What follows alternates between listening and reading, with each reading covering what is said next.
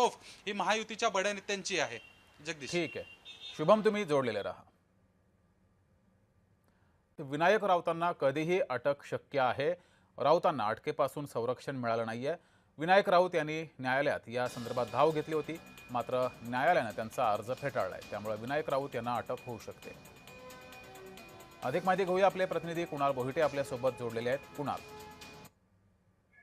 जगदीश अगदी बरोबर आहे, कारण खरं तर गिरिजा राऊत ज्या विनायक राऊत यांच्या सून आहेत त्यांनी ज्यावेळेस तक्रार दाखल केली आणि तक्रारीवरून त्यांच्यावरती गुन्हा देखील दाखल करण्यात आलेला आहे विनायक राऊत यांच्या विरोधात।